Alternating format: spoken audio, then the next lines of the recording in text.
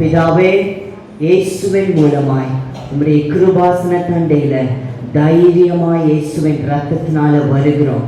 பரிசுத்த ஆவியானவரே, உம்முடைய ஊழியத்தை நாங்கள் எதிர்பார்த்து காத்திருக்கிறோம். இந்த இடத்திலே பரிசுத்த ஆவியானவருடைய ஊழியம் நடைபெறுவதாக. எல்லா பொல்லாத பிசாசின் கிரியைகள் இயேசுவின் நாமத்தினால் அழிக்கப்படுவதாக. எல்லா தடைகளையும் இயேசுவின் நாமத்தினால நிராகரிக்கிறோம். இயேசுவின் நாமத்தினால ஒவ்வொருடைய இருதயத்திற்குள்ளும் பரிசுத்த ஆவியானுடைய கிரியை நடப்பதாக.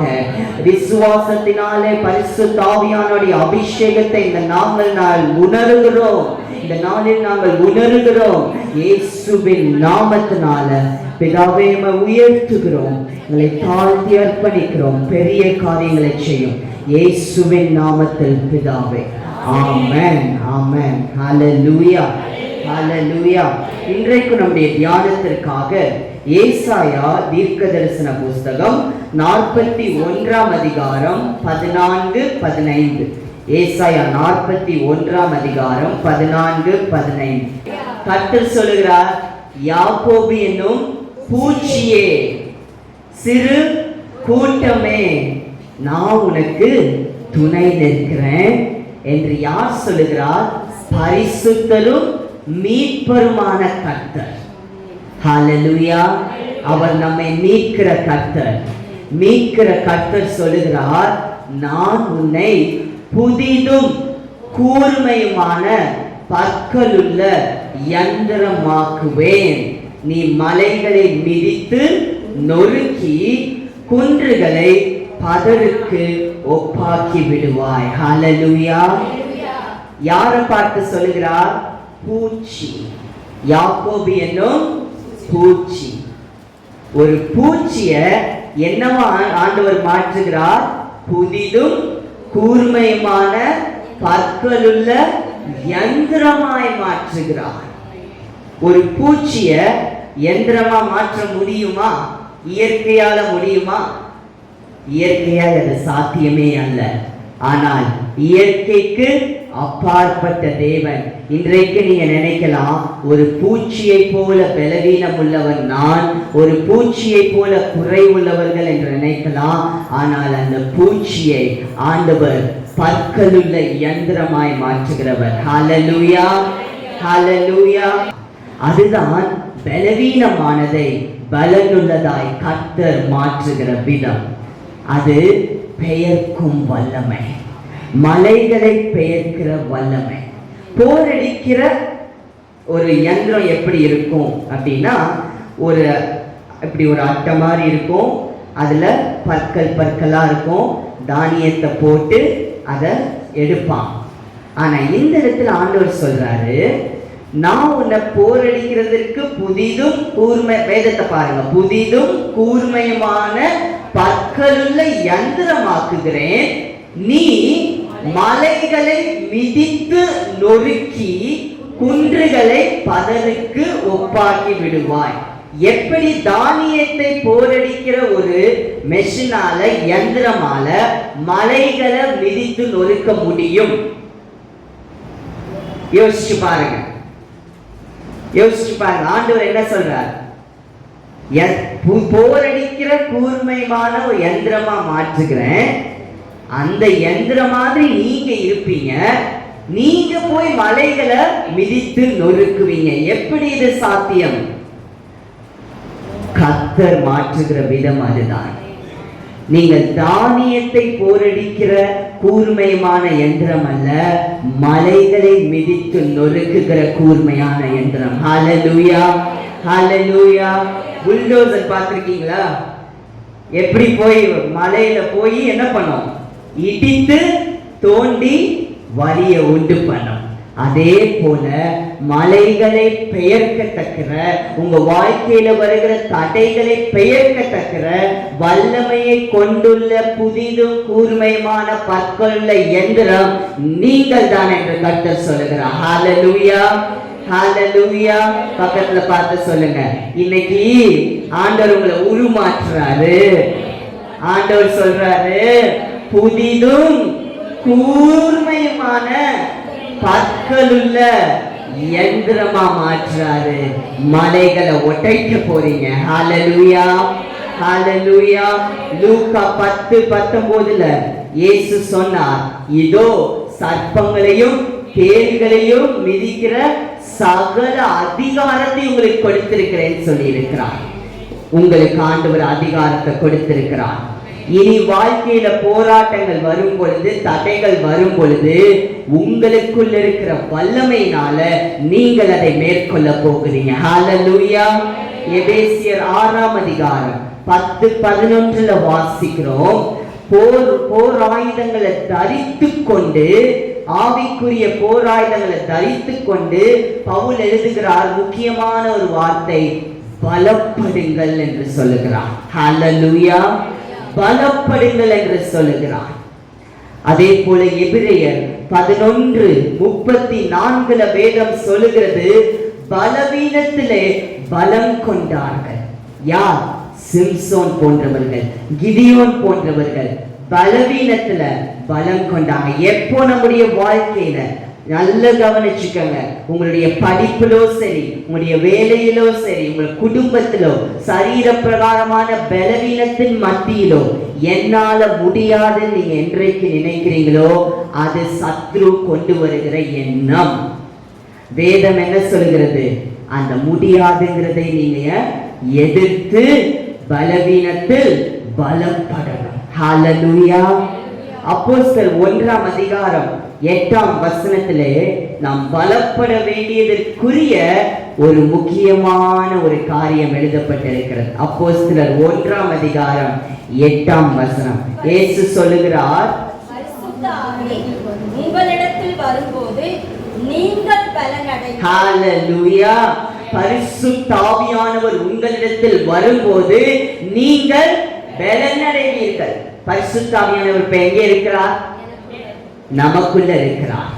அப்போ இன்றைக்கு நீங்க பலனடைய போறீங்க. ஹalleluya, ஹalleluya. நீங்க தான் செய்ய போறீங்க. ஆண்டவர் உங்களை உருமாற்றி, மலைகளை பெயர்க்கும் யந்திரமாய் உருமாற்றி உங்களை அனுப்ப போகிறார். நீங்கள் மலைகளை பெயர்க்க போகிறீங்க. ஹalleluya, ஹalleluya. உங்களை முழுவதுமாய் ஒரு பெயர்க்கிற யந்திரமாய் மாற்றி இருக்கிறார். எல்லா கரங்களை வெட்டி சொல்லுங்க, பெயர்க்கும் வல்லமை, மலைகளை பெயர்க்கும் வல்லமை, பரிசுத்த ஆவியானுடைய வல்லமை எனக்குள் இருக்கிறது. ஹalleluya. ஒருவரும் உங்களுக்கு விரோதமாய் எதிர்த்து நிற்க முடியாது. உங்களுடைய தொழிலிலோ சரி, வியாபாரத்திலும் சரி, வேலையிலோ படிப்பிலோ உங்கள் உயர்வுக்கு விரோதமாய் சத்ரு நிற்கவே முடியாது. உங்களுக்குள்ள மலைகளை பெயர்க்கும் வல்லமையை கர்த்தர் வைத்திருக்கிறார். ஹalleluya, ஹalleluya. இன்றைக்கும் நம்மளை முழுவதுமாய் ஒரு பெயர்க்கும் வல்லமையாய் கர்த்தர் மாற்றுகிற 3 வித்தியாசமான கோணங்களை நம்ம தியானிக்க போகிறோம். அதற்காக 3 நபர்களை நம்ம எடுத்துக்கொள்றோம். சரிங்களா? முதலாவது, கர்த்தர் நமக்கு உபாகமம் 2ஆம் அதிகாரம் 24ஆம் வசனம் எடுத்துக்கொள்ளுங்க. உபாகமம் 2ஆம் அதிகாரம் 24ஆம் வசனம். நீங்கள் எழுந்து பிரயாணம் பண்ணி அர்னோன் ஆற்றை கடந்து போங்கள். எஸ்போனின் ராஜாவாகிய சீகோன் என்னும் எமோரியனையும் அவன் தேசத்தையும் உன் கையிலே ஒப்புக் கொடுத்தேன். இது முதல் அதை சுதந்தரித்துக் கொள்ளும்படி அவனோட யுத்தம் செய். ஹalleluya. அப்படியே மேல 16ஆம் வசனத்துக்கு வாங்க. யுத்த மனிதர் எல்லாரும் ஜனத்தின் நடுவில் இருந்து செத்து தீர்ந்த பின்பு, யுத்த மனிதர்கள் எல்லாம் செத்து போயிட்டாங்க. அதாவது யுத்தம் பண்றதுக்கு பலமுள்ள மனிதர்கள் இஸ்ரவேல் ஜனங்கள் மத்தியில யுத்தத்துக்கு போருக்கு போய் யாரெல்லாம் ஜெயித்துட்டு வருவாங்களோ, போராடி ஜெயத்தை கொண்டு வருவாங்களோ, அப்படிப்பட்ட மனிதர்கள் எல்லாரும் மரிச்சிட்டாங்க. இப்ப இருக்கிற ஜனங்கள் யார் தெரியுமா? மீதியா இருக்கிறவங்க வானத்திலிருந்து காலையில மன்னா வந்துடும் சாப்பிடுவாங்க, காலை வந்துடும் சாப்பிடுவாங்க. தண்ணி தண்ணி தண்ணினா மோசேயா தண்ணி ஏற்பாடு பண்ணிடுவாரு, தண்ணி வந்துடும். இப்படிப்பட்ட ஜனங்கள். யுத்தம்னா உங்களுக்கு என்னன்னு தெரியாது, போருக்கு போறதுனா என்னன்னு தெரியாது, பலவீனமான ஜனங்கள். இப்படிப்பட்ட யுத்த மனிதர் எல்லாம் செத்து தீர்ந்த பின்பு மீதியா இருக்கிற ஜனங்களிடத்துல ஆண்டவர் சொல்றதுதான் 24ஆம் வசனம். என்ன சொல்றாரு? நீங்க எழுந்து பிரயாணம் பண்ணி அர்னோன் ஆற்றை கடந்து போங்க, எஸ்போனின் ராஜாவாகிய சீகோன் என்னும் எமோரியனையும் அவன் தேசத்தையும் உன் கையில் ஒப்பு கொடுத்தேன். இது முதல் அதை சுதந்தரித்துக் கொள்ளும்படி அவனோட யுத்தம் செய். போர்னா என்னன்னே தெரியாத ஜனங்களை கர்த்தர் யுத்தம் பண்ணுன்னு சொல்லி சொல்றார். யுத்த மனிதர்கள் இல்ல, நல்லா பார்த்துக்கங்க. யுத்த மனிதர்கள் இல்ல, பலவீனமானவங்க, சிறு பூச்சி, சிறு கூட்டம், பலவீனம், பயப்படுற ஜனங்க, முறுமுறுக்கிற ஜனங்க, நொய் நொய் நொயினே இருப்பாங்க. எவ்வளவோ நாங்க எகிப்துக்கு போயிருப்போம், கீரை சாப்பிட்டுருப்போம், கொமிட்டிக்காய் சாப்பிட்டுருப்போம். ஐயோ எங்களுக்கு மண்ணா இல்லை, ஐயோ நம்ம எகிப்துலாம் கறியெல்லாம் சாப்பிட்டோமே, எங்களுக்கு இங்கே இல்லை. உடனே ஆண்டவர் காடை அனுப்பிச்சார். இப்படிப்பட்ட ஜனங்களை யுத்தம் செய்ய சொல்றார். எஸ்போனின் ராஜாவாகிய சீகோன் இடத்துல. ஆனா யுத்தம் செய்ய சொன்னதுக்கு அப்புறம் அங்க என்ன பண்றாங்கன்னா, சமாதான பேச்சுவார்த்தைக்கு ஆள் அனுப்புறாங்க ராஜா கிட்ட. யுத்தத்துக்கு உடனே போகல, சமாதான பேச்சுவார்த்தைக்கு அனுப்புறாங்க. ஆனாலும் அந்த ராஜா என்ன தெரியுமா சொல்றாரு? சீகோன்னு என்னாலாம் முடியாதுன்னு சொல்லிடுறாரு. கர்த்தரே சீகோன் இருதயத்தை கடினப்படுத்திட்டார்னு வேதம் சொல்லுது. அதற்கப்புறமா 33ஆம் வசனத்துக்கு வரும் பொழுது நமக்கு தெரிகிறது, அவனை நம்முடைய தேவனாகிய கர்த்தர் நமக்கு ஒப்பு கொடுத்தார். நாம் அவனையும் அவன் குமாரரையும் அவனுடைய சகல ஜனங்களையும் முறியடித்தார். எப்படிப்பட்ட ஜனங்கள்?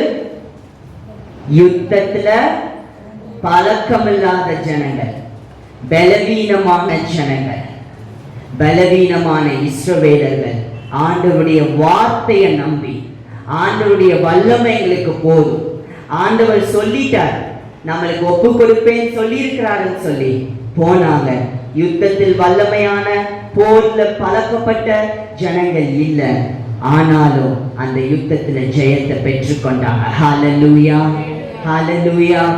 அதுதான் சிறு பூச்சியையும் சிறு கூட்டத்தையும் பலவீனமானதையும் கர்த்தர் போரடிக்கிறது போல கூர்மையான புதிய யந்திரமாய் மாற்றுகிற விதம். ஹல்லேலூயா, ஹல்லேலூயா. புதிய பற்களுள்ள யந்திரமாய் ஆண்டவர் மாற்றினார். அந்த ஜனங்களை பெயர்த்து அவர்களிடத்துல ஜெயத்தை பெற்றுக்கொள்ளும்படியா ஆண்டவர் எடுத்தார், பயன்படுத்தினார். ஹல்லேலூயா, ஹல்லேலூயா. அதுதான் சரீரத்தில் ஆண்டவர் கொடுக்கிற பலம். அன்றைக்கு போருக்கு போற யுத்தம் இல்லை, ஆனா கர்த்தர் பலத்தை கொடுத்தார், சரீர பலம். முதலாவது கர்த்தர் உங்களை புதிய பற்களுள்ள யந்திரமா மாற்றுறார்னா உங்க சரீரத்திற்குள்ள பரிசுத்தாவியின் வல்லமையினால புதிய பலனை கர்த்தர் உங்களுக்கு கொடுக்கிறார். ஹல்லேலூயா, ஹல்லேலூயா. உங்க சரீரம் தேவனுடைய ஆலயம். உங்களுக்குள்ள பரிசுத்தாவியானுடைய வல்லமை இருக்கிறது. உங்களால முடியாதது எதுவுமே இல்லை, எல்லாம் உங்களால முடியும்.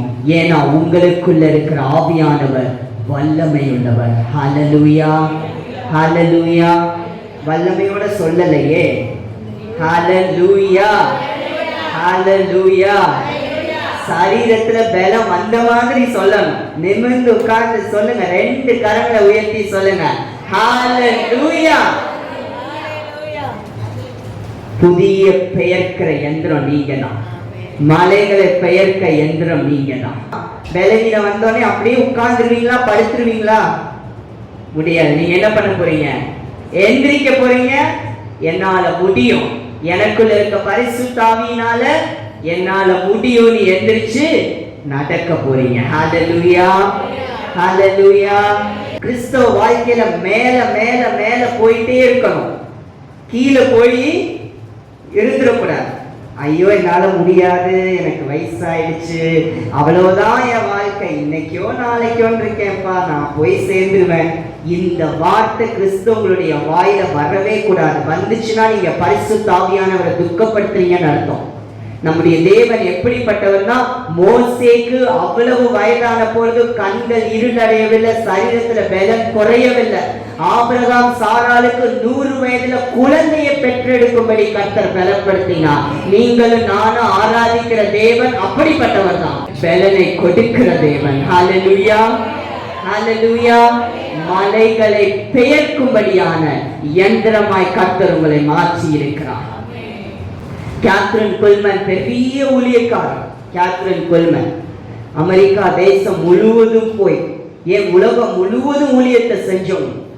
அவங்க மரிக்கும் பொழுது, ரொம்ப வயது சென்று தான் மரித்தாங்க. மரிக்கும் பொழுது அவங்க கூப்பிட்டு சொல்லிட்டாங்களாம், பரிசுத்த ஆவியானவர் சொல்லிட்டார், என்னுடைய ஊழியம் நிறைவேறிற்று, இந்த நாளில் இந்த நேரத்தில் நான் மரிப்பேன்னு சொல்லிட்டாங்க. அதற்கப்புறமா அவங்க மரித்ததற்கு பின்பதாக அவங்க வச்சிருந்த அந்த ஹாஸ்பிட்டல் அறையில அந்த இடம் முழுவதும் ரோஜா பூவினுடைய மனம் வீசினதாம். ரோஜா பூவினுடைய மனம், யோசிச்சு பாருங்க. எல்லா மருத்துவர்கள் தான் வந்துட்டாங்க.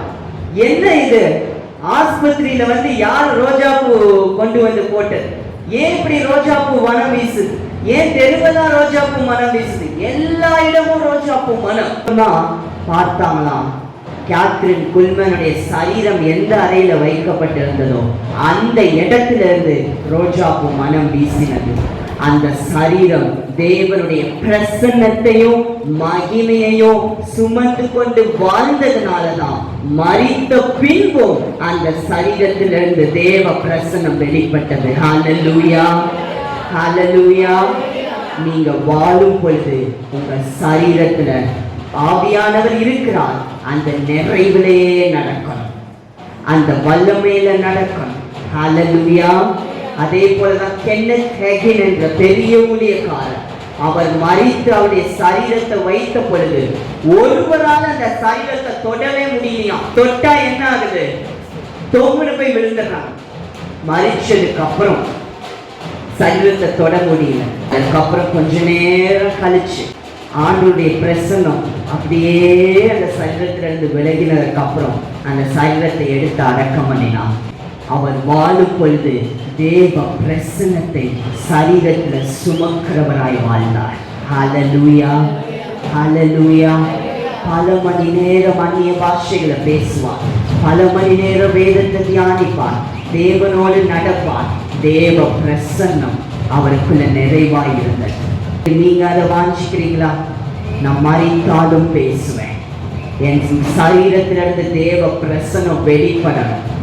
வாழும் பொழுது மட்டுமல்ல, மரித்தும் தேவ பிரசன்னம் வெளிப்படும்.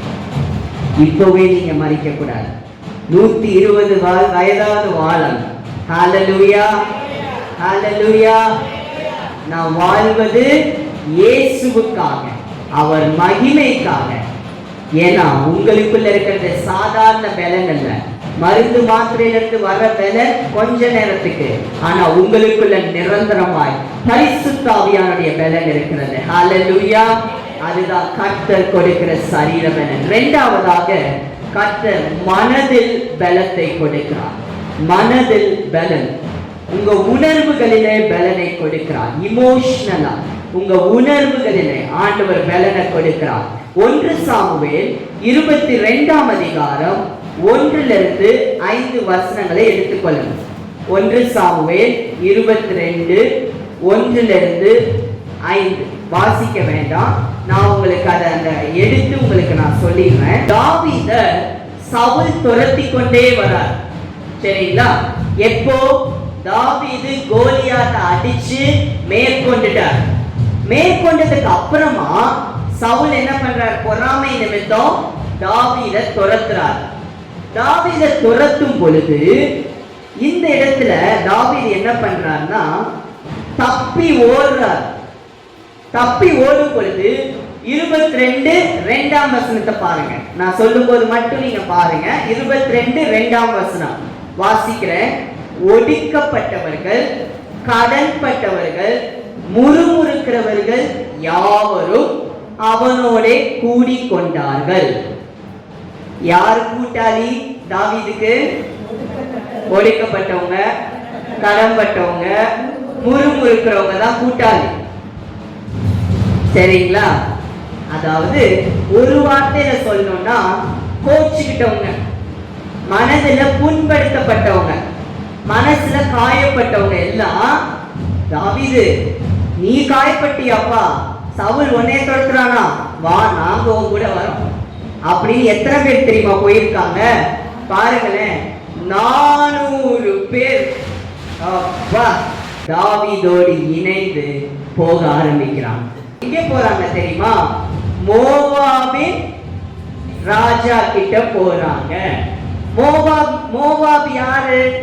இஸ்ரவேலர்களுடைய எதிரி.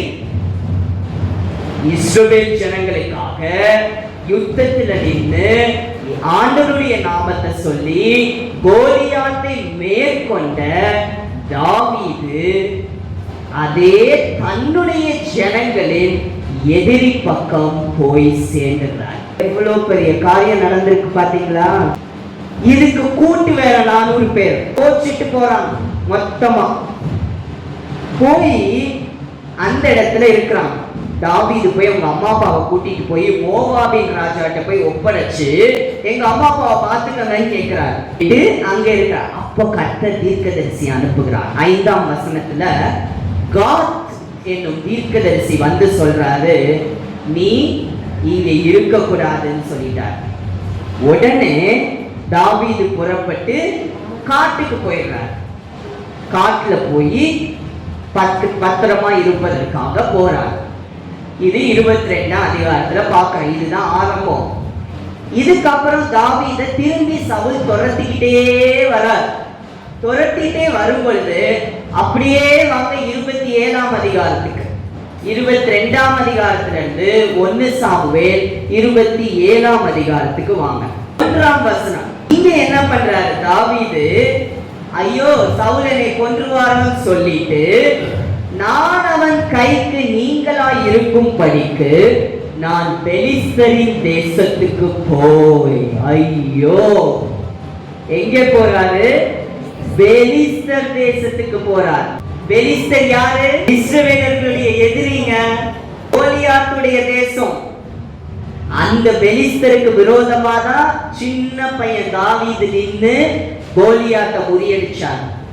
அதே சத்ருவு தேசத்துக்கு தாவீது அடைக்கலம் கேட்டு ஓடுறார். காட்டிலே பத்திரமா இருந்திருக்கலாம்ல, இப்ப எதுக்கு திரும்பி இன்னொரு சத்ரு கிட்ட போகணும்? அங்க போயிட்டு அதுக்கப்புறம் பாருங்க அவர் என்ன சொல்றார் பாருங்க. அவர் வீட்டாரு, அவர் 2 மனைவியெல்லாம் கூட்டிட்டு போயிட்டார். 5ஆம் வசனத்தை மட்டும் பாருங்க. தாவீது ஆகீஸை நோக்கி, ஆகீஸ் தான் பெலிஸ்தருடைய ராஜா.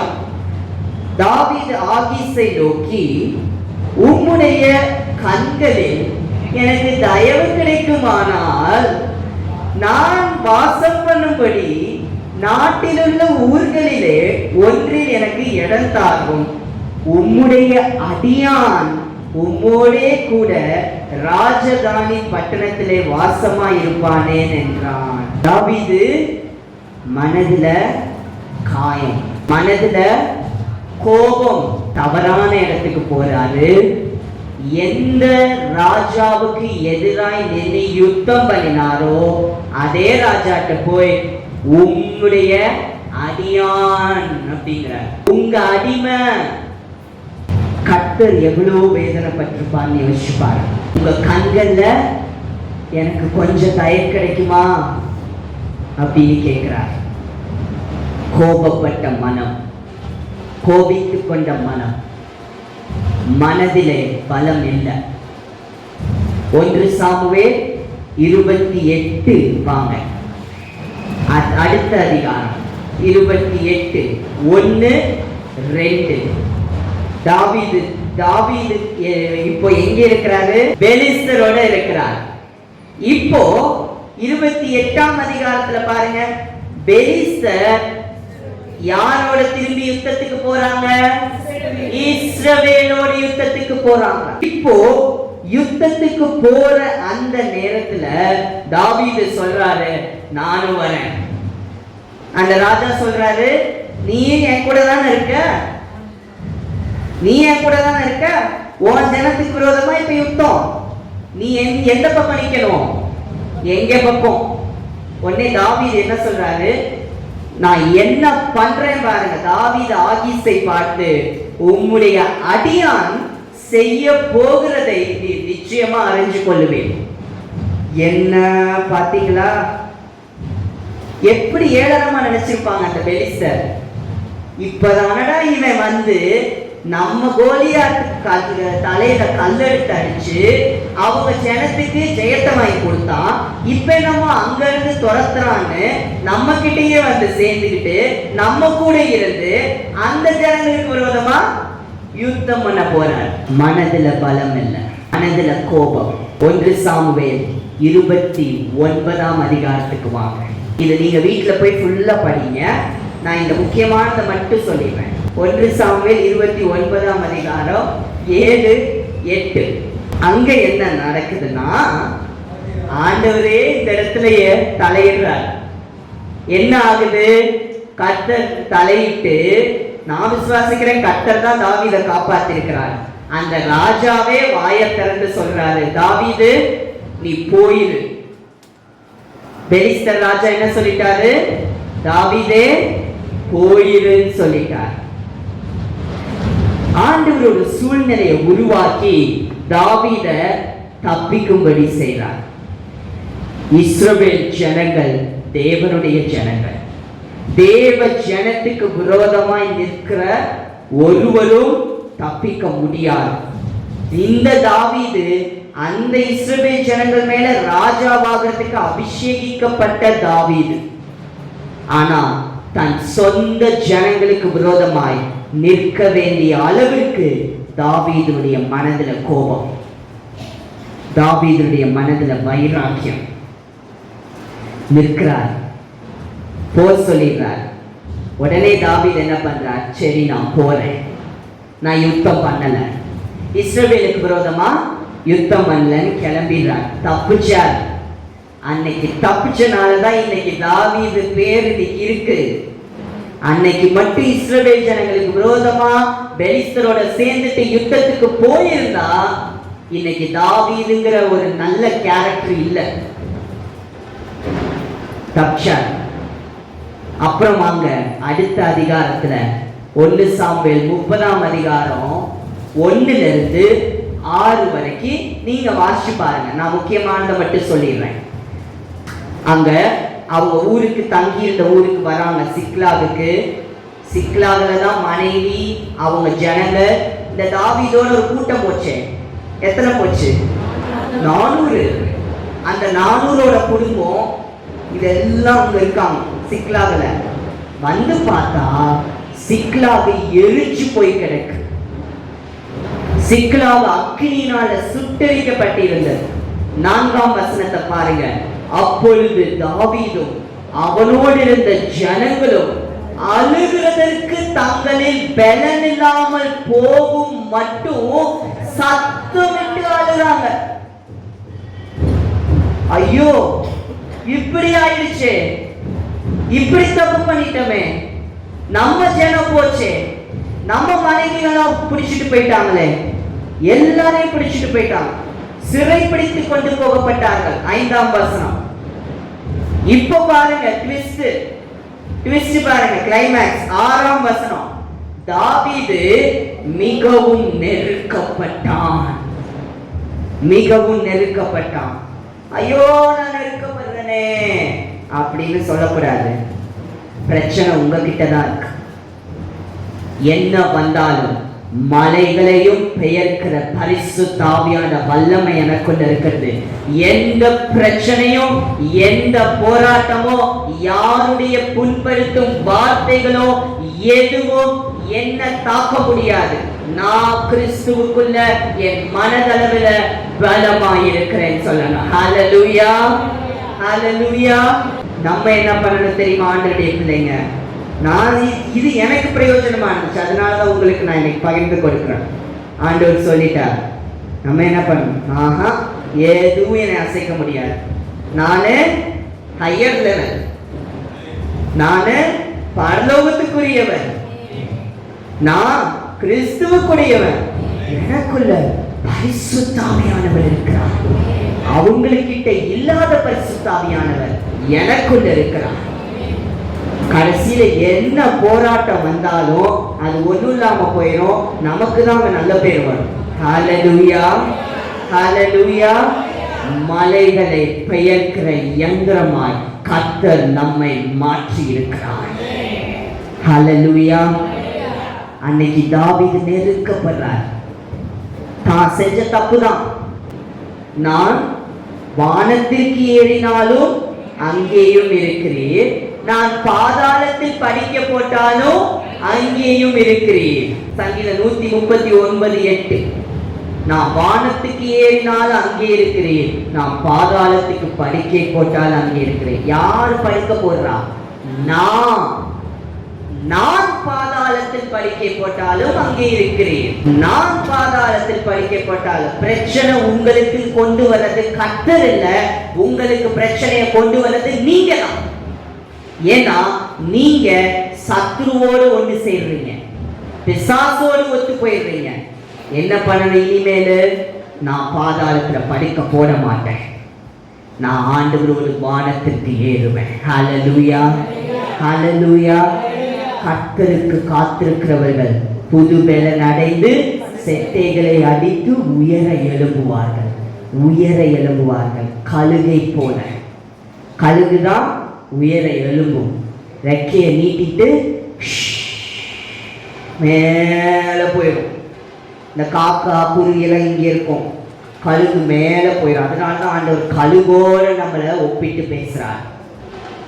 இந்த கழுகு மேல போயிடும். அந்த கழுக போல உயர எழும்பணும், மேல போயிடணும். தேவ பிரசனத்துல வாழ ஆரம்பிச்சிடணும். நமக்குள்ள இருக்கிறவர் யார் என்பதை அறிந்து கொள்ளணும். ஹல்லேலூயா. இனி உங்க மனதுல பலம் இருக்குமா? இருக்குமா?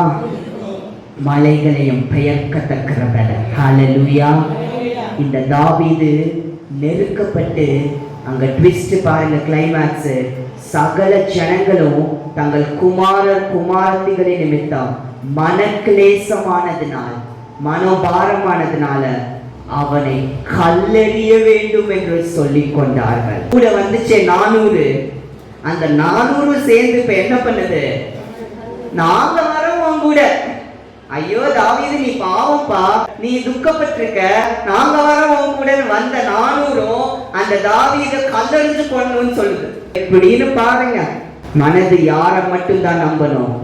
தேவனையும் தேவ பிள்ளைகளையும் மட்டும்தான் நம்பணுமே தவிர எக்காலத்திலும் சுற்றி இருக்கிற உங்களுக்கு தேவையில்லாத நம்பிக்கையை கொடுக்கிற ஒரு மனிதரையும் நம்பவே கூடாது, நம்பவே கூடாது. தாவீதுடைய வாழ்க்கை அதுக்கு ஆதாரம். கூட வந்த 400 கல்லறைய பாருச்சு. ஆனா தாவீது என்ன பண்ணார் தெரியுமா? தாவீது தன் தேவனாகிய கர்த்தருக்குள்ளே தன்னை திடப்படுத்திக் கொண்டார். திடப்படுத்த யாரும் இல்ல. கூட வந்தவங்க கல்லறிய பாக்குறாங்க, மனைவியெல்லாம் முடிச்சுட்டு போயிட்டாங்க, கூட யாருமே இல்ல, அனாதையா நிற்கிறாரு. கோபப்பட்ட மனம். எதிரி கிட்ட ஓடி வந்ததுதான் அங்க பெரிய தப்பே. எதிரி படைக்கிட்ட ஓடி வந்த மனம். இன்னைக்கு யாருமே இல்ல, ஆனா ஒன்ன ஞாபகப்படுத்திட்டாரு, கர்த்தர் இருக்காரு. அந்த ஞாபகம் வந்துருச்சு தாவீதுக்கு. ஏன்னா தாவீது அபிஷேகிக்கப்பட்டவர். ஏன்னா தாவீதுக்குள்ள ஆவியானவர் இருந்தார். இப்பதான் அந்த ஆவியானவர்கிட்ட ஒத்து போறார். உங்களுக்குள்ளே ஆவியானவர் இருக்கிறார், நீங்கள் அபிஷேகிக்கப்பட்டவங்க, நீங்க ஒத்து போகணும் ஆவியானவரோட. ஆவியானவர் சொல்றதை கேட்டு நடக்கணும். ஒரு காரியத்துல ஆவியானவர் சொல்றதை கேட்காம போயிட்டே இருந்தீங்கன்னு வச்சுக்கோங்க, திரும்பி திரும்பி போயிட்டே இருந்தீங்கன்னா ஒரு கட்டத்துல நீங்க எதையுமே கேட்காம போயிருவீங்க. ஆவியானவரோடு ஒத்து போனார் தாவீது. தன்னைத்தானே கர்த்தருக்குள்ள திடப்படுத்தி கொண்டார். உங்க வாழ்க்கையில காயங்கள் வருதுன்னா உங்களை நீங்களே அடுத்த நிமிஷமே கர்த்தருக்குள்ள திடப்படுத்தி கொண்டார். உங்களை நீங்களே திடப்படுத்தி கொள்ளணும்.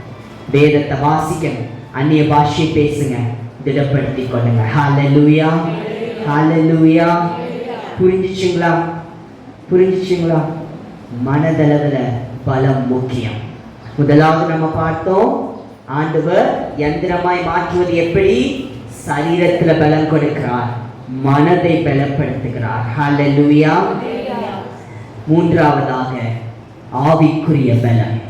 ஆவிக்குரிய பலம் சாதாரணமா இல்லைங்க. உங்களுக்குள்ள காயமும் பரிசுத்த ஆவியானுடைய அபிஷேகமும் ஒரே நேரத்தில் இருக்க முடியாது. காயம் ஆறுனாதான் உங்களுக்குள்ள இருந்து ஆவியானுடைய அபிஷேகம் வெளிப்பட முடியும். உங்களுக்குள்ள காயம் ஆறுனாதான் வரங்கள் வெளிப்பட முடியும். காயமும் அபிஷேகமும் இருக்கவே முடியாது. இன்னைக்கு நீங்க மன்னிக்க வேண்டிய நேரம். பழையதை விட்டு யூட்டர்ன் போறணும், வளைவு சுத்தி திரும்பி எட்டுக்கணும், தேவனை நோக்கி போகணும். ஹல்லேலூயா, ஹல்லேலூயா. பலன் கொடுப்பவராய், பலன் கொடுப்பவராய், பலன் கொடுப்பவராய் எல்லாவற்றையுமே செய்வேன். எல்லாரும் பாடுறீங்களா? சிம்பிள். பலன் கொடுப்பவராய், பலன் கொடுப்பவரால் எல்லாவற்றையும் செய்வேன். பாடுவோமா? பலன் கொடுப்பவரால். கரங்களை தட்டி உற்சாகமா. பலன் கொடுப்பவரால், பலன் கொடுப்பவரால் எல்லாவற்றையும் செய்வேன். சுகம் கொடுப்பவராய், சுகம் கொடுப்பவராய், சுகம் கொடுப்பவராய் எல்லாவற்றையுமே செய்வேன். ஞானம் கொடுப்பவராய், ஞானம் கொடுப்பவராய், ஞானம் கொடுப்பவராய் எல்லாவற்றையுமே செய்வேன். திரும்பி பலன் கொடுப்பவரா. சத்தமா பாருங்க. பலன் கொடுப்பவரா. பலனோடு சொல்லுங்க. திருவள்ளுவருடைய ஆவியானுடைய பலன் எல்லாவற்றையுமே செய்வேன். ஹல்லேலூயா. புதிதும் கூர்மையுமான பற்களுள்ள இயந்திரமாய் கர்த்தர் மாற்றி இருக்கிறார். கடைசியாக ஆவிக்குரிய பலன். நியாயாதிபதிகள் 16ஆம் அதிகாரம் 1-3. வேகமாக நியாயாதிபதிகள் 16ஆம் அதிகாரம் 1-3. சிம்சோனை பத்தி பார்க்கிறோம். இந்த சிம்சோனை 16ஆம் அதிகாரம் 1-3 வாசிக்கிறோம். அவர் பிடிக்க பிளான் பண்ணியும் சிம்சோனை பிடிக்க முடியல. சரிங்களா? ஆனா 16ஆம் அதிகாரம் இடையில வரும்போது உங்களுக்கு தெரியும், தெலீலாள் கிட்ட போறார். தெலீலாள் என்ற ஸ்திரீயோடு சிநேகமா போறாரு. எதிரிகள் வந்து பிடித்து கொண்டு போறாங்க, மயிரை கத்திரிக்கிறாங்க. சிம்சோனை கொண்டு போய் 26ஆம் அதிகாரத்துல பார்க்கிறோம், தூண்ல கொண்டு போய் கட்டி போட்டுறாங்க. அப்ப சிம்சோன் என்ன சொல்றாரு? இந்த தூணை தடவி பார்க்கிற மாதிரி எனக்கு யாராவது உதவி செய்யுங்களேன்னு கேட்கிறாரு. உடனே அங்க இருந்து ஒரு பையன் வந்து அந்த மாதிரி வச்சுக்கிறான். இந்த சிம்சோன் அதற்கப்புறமா என்ன ஆகுது? நியாயாதிபதிகள் 16ஆம் அதிகாரம் 28ஆம் வசனம். 28. அப்பொழுது சிம்சோன் கர்த்தரை நோக்கி கூப்பிட்டு, கர்த்தராகிய ஆண்டவரே, நான் என் 2 கண்களுக்காக ஒரே தீர்வையாய் பெலிஸ்தர் கையிலே பழி வாங்கும்படிக்கு இந்த ஒரு விசை மாத்திரம் என்னை நினைத்தருளும், தேவனே பலப்படுத்தும் என்று சொல்லி. ஹல்லேலூயா. சிம்சோன் ஆண்டவரால் அபிஷேகிக்கப்பட்டவர், பரிசுத்த ஆவியை பெற்றவர். ஆனா அந்த சிம்சோன் ஆண்டவரை விட்டு வழி விலகி போனாரு. எல்லாவற்றையும் இழந்தாரு. இப்ப என்ன பண்றாரு? மீண்டும் ஆவியில புதுப்பிக்கிறார் தன்னை. அந்த புதுப்பிக்கிற ஜெபம் தான் இது. அவர் என்ன சொல்றார்? ஒரு விச மாத்திரம் என்னை நினைத்தல்லும் தேவனே, என்னை நினைச்சுக்கோங்கப்பா, என்னை பலப்படுத்துங்க, பலப்படுத்துங்க. சிம்சோனுக்கு பலன் சாதாரணமா சைரத்தில் இல்லை, அவர் நஸ்ரேனா இருந்ததுனாலதான் அவருக்கு அந்த பரிசுத்த ஆவியானுடைய பலன். அப்போ அது எங்கிருந்து வர பலன்? ஆவிக்குரிய பலன், பரிசுத்த ஆவியானவர் கொடுக்கிற பலன். அன்றைக்கு சிம்சோன் மனம் திரும்பி ஆவியில ஜெபிச்சதுக்கு அப்புறம் தான் அவருக்குள்ள ஆண்டவர் என்ன பண்றார்? மீண்டும் பலனை கொடுக்கிறார். 30ஆம் வசனத்துல பார்க்கிறோம், அந்த சிம்சோன் என்ன பண்றாரு? அந்த தூணை பிடிச்சு சாக்கிறாரு. அந்த கட்டடம் இடிந்து விழுந்து எல்லாரும் மரித்து போறாங்க. இதுல ஒண்ண நம்ம கவனிக்கணும். இங்க சிம்சோனை கர்த்தர் மீண்டும் ஆவிக்குரிய விதத்துல பலப்படுத்தி ஒரு பெயர்க்கும் எந்திரத்தை போல பலப்படுத்தி காட்டுறாரு. கர்த்தர் நினைச்சிருந்தா அன்றைக்கு அந்த சிம்சோனை உயிரோட வச்சிருக்க முடியும் இல்லையா? ஏன் சிம்சோன் அன்னைக்கு மரிக்கணும் தெரியுமா? ஏன் மரிச்சார் தெரியுமா? 30ஆம் வசனத்தை பாருங்க. அவர் வாயால அவர் என்ன சொன்னார் பாருங்க. மரணமும் ஜீவனும் நாவின் அதிகாரத்தில் இருக்குது. சிம்சோன் சொன்னார், என் ஜீவன் பெலிஸ்தரோட கூட மடிய கடவுது என்று சொல்லி. பாத்தீங்களா? என் ஜீவன் பெலிஸ்தரோட கூட மடிய கடவுது. ஒரு வார்த்தை.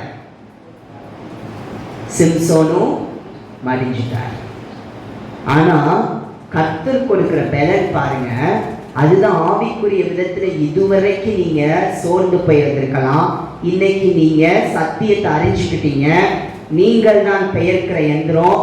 இன்னைக்கு நீங்க ஒரு தீர்மானம் எடுத்தீங்கன்னா உங்களுக்கு ஆண்டவர் செய்ய போறத பாருங்க. சிம்சோனுக்கு செஞ்சது மாதிரி இவ்விதமாய் 30ஆம் வசனம் கடைசி, இவ்விதமாய் அவன் உயிரோடு இருக்கையில் அவனால் கொல்லப்பட்டவர்களை பார்க்கிலும் அவன் சாகும் போது அவனால் கொல்லப்பட்டவர்கள் அதிகமாயிருந்தார்கள். அதுதான் கர்த்தர் புதுப்பிச்சார்னா முதல்ல இருந்ததை விட டபுள் மடங்கு உங்களை அதிகமா மாற்றுவார். இன்னைக்கு நீங்க நினைக்கலாம், நான் ஆண்டவரை விட்டு தூரம் போயிட்டேன், நான் ஆண்டவரை தேடல, நான் ஆண்டவரை ஜெபிக்கல, வேதத்தை வாசிக்கல.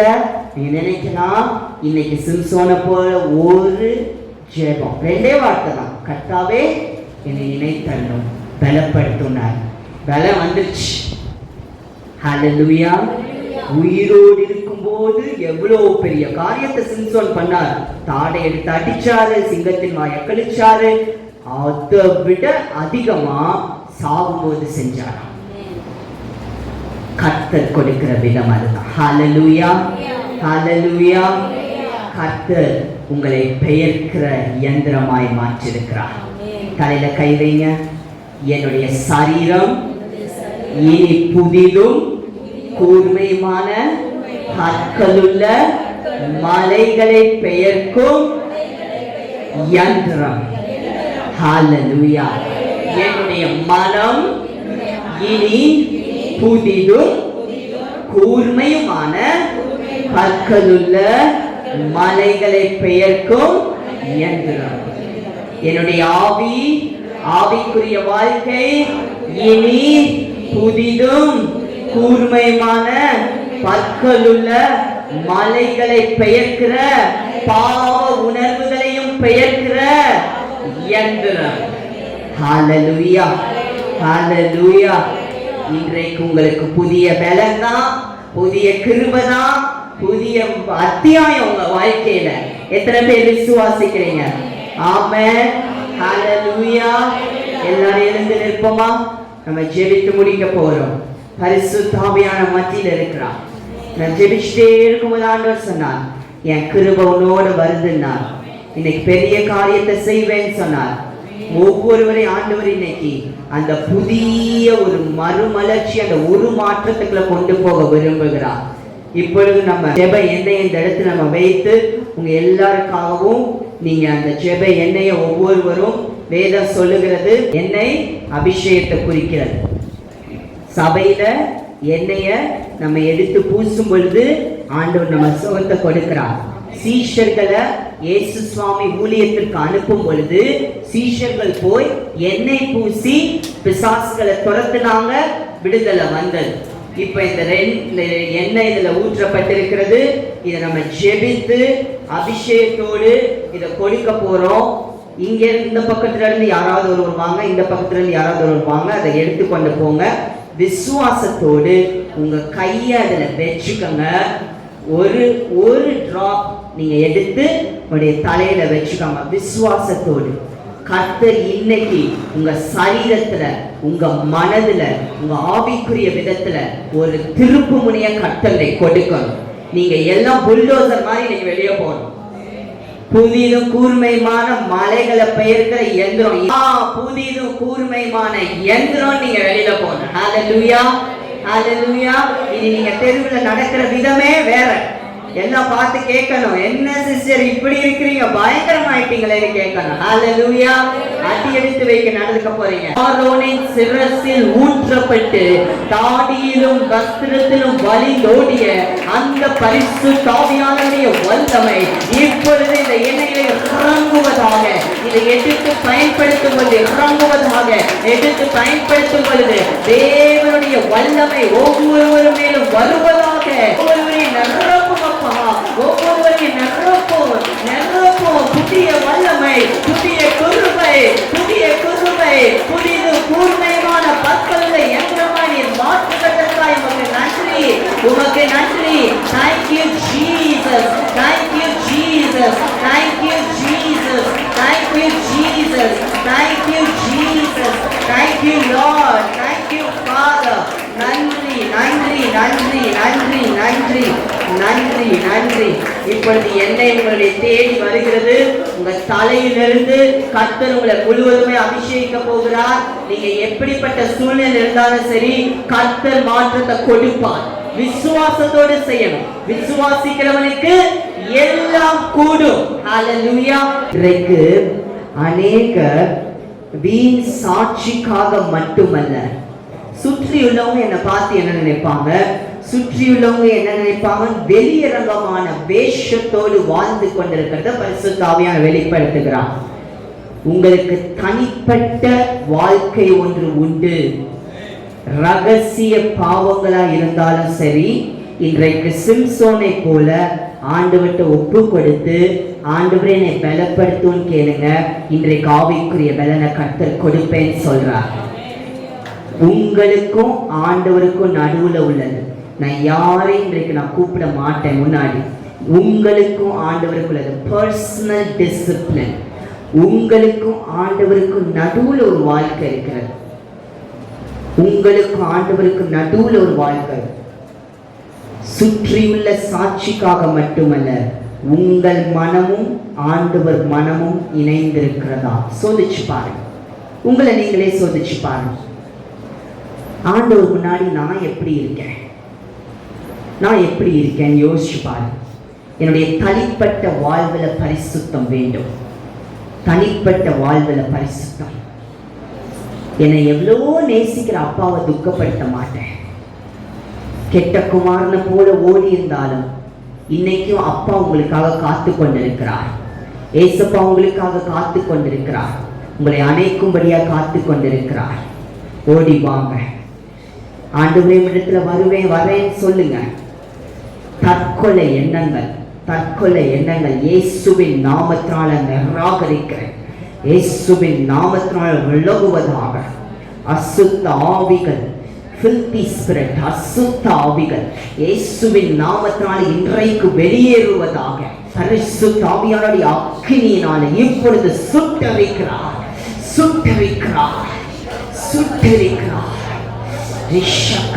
பரிசுத்த ஆவியானவர் ஊழியம் செஞ்சு கொண்டிருக்கிறார். உங்க பக்கத்துல இயேசு நிற்கிறத சிலர் பார்க்கிறீங்க. பரிசுத்த ஆவியானவர் ஊழியம் செஞ்சு கொண்டிருக்கிறார். புதிய யந்திரமாய், கூர்மையுள்ள யந்திரமாய் மாற்றிக் கொண்டிருக்கிறார். பரிசுத்த ஆவியானவர் உள்ளிருந்து எழுப்புகிறார். Rivers of living water, ஜீவ நதியாகிய பரிசுத்த ஆவியானவர் எழுப்புகிறார், எழுப்புகிறார், எழுப்புகிறார். இனி பாரங்கள் இல்லை, உங்கள் சுமை லகுவாய் மாறுகிறது. ஐயோ, எல்லாத்தையும் இழந்துட்டனே, எல்லாத்தையும் இழந்துட்டனே. பண பாரங்கள், பாரங்கள், இன்றைக்கு பாரங்கள் எல்லாம் அவர் மேல போகிறது, சமாதானம் உங்கள் மேல வருகிறது. Thank you Jesus, thank you Jesus. அநேகரை கட்டு சுத்திகரித்துக் கொண்டிருக்கிறார். அநேகருடைய சந்ததிகளை கர்த்தர் உயர பறக்கும்படி எழுப்புவேன் சொல்றார். உங்க சந்ததிகளை உயர பறக்கும்படி எழுப்ப போகிறார். தோள்களில் இருக்கிற வியாதிகளை ஆண்டவர் சுகமாக்கி கொண்டிருக்கிறார். உங்க சிரசில வைக்கப்பட்ட அந்த எண்ணெய் வழிந்தோடுகிறது, அபிஷேகத்தில் எண்ணெய் வழிந்தோடுகிறது. ஒரு புதிய பிஹேவியர், புதிய குணாதிசயம் உங்களுக்குள்ள உண்டாகிறது. இனி புதிய மனுஷி, இனி புதிய மனுஷன்.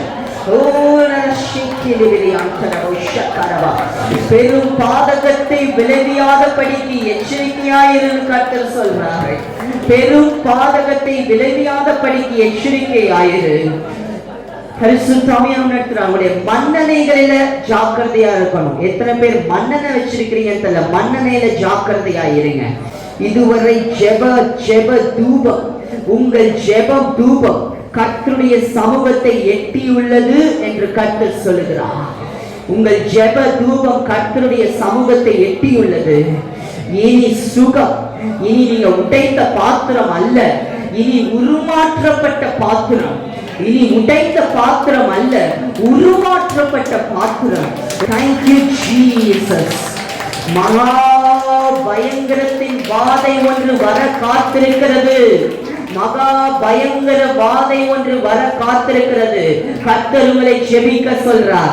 இப்ப கரங்களை உயர்த்துங்க. இயேசுவின் நாமத்தினால எந்த வாதையும் வரக்கூடாது. இயேசுவின் நாமத்தினால சத்துருவின் கிரியைகளை நிராகரிக்கிறோம். இயேசுவின் நாமத்தினால. Thank you Jesus, thank you Jesus. உதவிக்காக அலையிறீங்க, உதவிக்காக அலையிறீங்க. கர்த்தர் உதவியை கொடுக்கிறார். முதுகு வலியில இருக்கிறவங்க முதுகுல கரங்களை வைங்க. இயேசுவின் நாமத்தினால இப்பொழுது சுகம் உண்டாவதாக. பிதாவே, நீர் என்னை அழைத்த அழைப்பு நிமித்தம், என் வாழ்க்கையில் வைத்த அபிஷேகத்து நிமித்தம், வரங்களின் நிமித்தம், பொல்லாத வலியை கொண்டு வருகிற பிசாசின் மீது, எல்லா சரீரத்தில வியாதிகளை கொண்டு வருகிற பிசாசின் மீது இப்பொழுது நான் அதிகாரத்தை எடுத்து ஜெபிக்கிறேன். எல்லா வியாதிகளும் இன்றோடு வலி வேதனைகளும் மறைவதாக இயேசுவின் நாமத்தினால. Thank you Jesus. எழுந்து சோதிங்க, சோதிச்சு பாருங்க. தேவ வல்லமை வந்திருக்கிறது. அசைங்க, அசைங்க. தேவ வல்லமை வந்திருக்கிறது. இனி இல்ல, இனி இல்ல, இனி இல்ல. ஓ ராஹா ஷேகேதலரியாந்தரலோ. இப்பதான் நான் ஊர்ல இருந்து ஊருக்கு போயிட்டு வந்தேன், ஆனா எல்லாம் இழந்தது போல இருக்கிறதேன்னு ஒருத்தர் கலங்கி கொண்டிருக்கிறீங்க. ஆண்டவர் விடுதலையை கொடுக்கிறார். கர்த்தர் வழிகளை கொடுக்கிறார். வனாந்திரத்தில் உங்களுக்கு வழியை ஏற்படுத்தி கொடுக்க போகிறார். Thank you Jesus, thank you Jesus. நன்றி அப்பா, நன்றி நன்றி நன்றி நன்றி நன்றி நன்றி. Thank you Father. பரிசுத்த ஆவியானவரே, உம்முடைய ஊழியத்திற்காய் நன்றி. ஒவ்வொருவரை தனிப்பட்ட முறையில் தொட்டிருக்கிறீர். உமக்கு ஸ்தோத்திரம் அப்பா, ஸ்தோத்திரம். ஓ ஷஹதினி அலமோஷா கலவா ரீகேலே பெரியாந்தரபோதரவா. உன்னதத்திலிருந்து புதிய பலன், சிங்காசனத்திலிருந்து வருகிற புதிய பலன் இப்பொழுது உங்கள் சரீரத்திற்குள்ள வந்திருக்கிறது. புதிய பலன், புதிய பலன், புதிய பலன், புதிய பலன். என்கிறோம், என்கிறோம். இனி நான் சாதாரண மனுஷி அல்ல, புதிதும் கூர்மையுமான பற்களுள்ள எந்திரமாய் நான் போகிறேன். புதிதும் கூர்மையுள்ள பற்களுள்ள எந்திரமாய் நான் போகிறேன். மலைகளை பெயர்த்திடுவாய், குன்றுகளை பெயர்த்திடுவாய், எல்லாவற்றையும் பதருக்கு ஒப்பாக்கி விடுவாய். காற்று வந்து அதை அழித்துக் கொண்டு போகும்படியா நீங்கள் பெயர்க்க பெயர்க்க பெயர்க்க கர்த்தர் காற்றை வீச பண்ணி, உங்கள் வாழ்விலை காற்றை வீச நீங்க பண்ணி எல்லா பதங்களையும் விலக செய்ய போகிறார். நன்றியப்பா, நன்றியப்பா, நன்றியப்பா. சிரசிலிருந்து வழிந்தோடுகிற இந்த அபிஷேகம் இனி இந்த நிறைவுல வாழும்படி செய்யும். வந்திருக்கிற ஒவ்வொருவரையும் இன்றைக்கு நீர் உருமாற்றி கொண்டு போகிறீர். பெரிய காரியங்களை செய்யும். சரீர அளவிலையும் மனதளவிலையும் ஆவிக்குரிய அளவிலையும் புதிய பலத்தை கொடுத்திருக்கிறீர். யந்திரமாய் கொண்டு செல்கிறீர். மலைகளை பெயர்க்கச் செய்யும். இயேசுவின் நாமத்தில் பிதாவே, ஆமென்.